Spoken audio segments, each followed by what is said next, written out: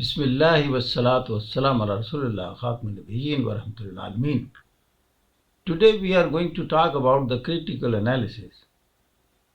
How can we carry out a critical analysis of any statement, any proverb, any phrase or any event? We have to see what are the basic criterion and the basic ingredients which have to be kept in view before carrying out the critical analysis.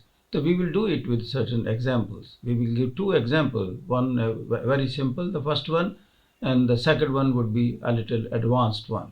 I believe that this will help us a lot to carry out critical analysis of certain statements, because generally in questions this is being asked nowadays. As far as what is critical analysis, we can say critical analysis is the process of carefully and systematically examining a text, idea, event or situation to evaluate its strengths, weaknesses, assumptions, biases and implications. It involves not just summarizing or describing something, but questioning it, interpreting it and forming your own reasoned judgments about it.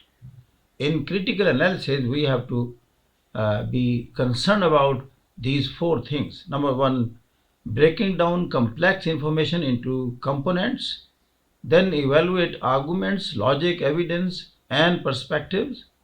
And number three, identify assumptions, fallacies, or gaps, and then presenting a balanced evidence-based assessment.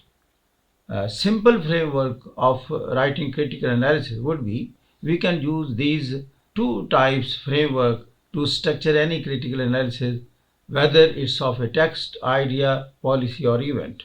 Number one part is the introduction. Briefly introduce the topic or text, then state the purpose of your analysis, and then present your thesis, your main evaluative claim or the argument. Number two is the critical evaluation. This is the core part where we interpret the key points, evaluate strengths and merits. For example, is the argument logical, well supported, or insightful? Then we identify weaknesses, biases, assumptions, or gaps. For example, is there missing evidence? Does it ignore counter arguments? Is it culturally biased? Then we have to compare with other viewpoints or real world examples to enrich evaluation. And the last is the question implications. What are the consequences if we accept or reject this idea?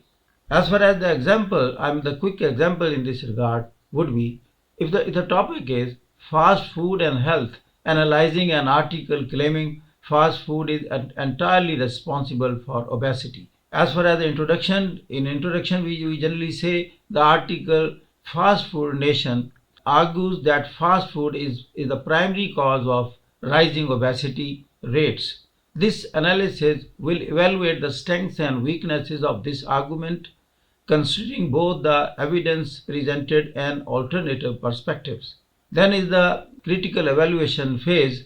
While the article effectively highlights the role of fast food in promoting unhealthy eating habits, it oversimplifies the issue by ignoring other factors like sedentary lifestyles, genetics, and socioeconomic barriers to healthy food.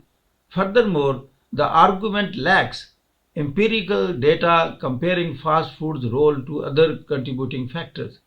Some nutritionists argue that while fast food plays a role, obesity is a multifactorial problem requiring a holistic approach. Thus, the article's blame on fast food alone seems reductionist. Here is another a little bit advanced example of critical analysis. Let us say we are critically analyzing a famous quote by George Orwell from 1984. Big Brother is watching you. We will analyze this statement now. This quote means that the government in Orwell's novel keeps an eye on its citizens. In critical analysis or response, we say this quote reflects the theme of surveillance in totalitarian regimes. Orwell presents Big Brother as a symbol of authoritarian control, suggesting that constant monitoring suppresses individual freedom and creates a culture of fear. However, one might critically ask, does Orwell's warning apply only to overt dictatorship, or can it be seen in democratic societies where surveillance is justified in the name of security. For instance, the rise of digital surveillance today raises ethical concerns similar to Orwell's fictional world. Critics argue that while surveillance can enhance security, it also risks infringing privacy and civil liberties, highlighting the delicate balance between freedom and control. With these two examples, I believe that you will be in a position to a little bit understand what is the critical analysis and how we can carry it out. So, thank you very much for listening. God bless you.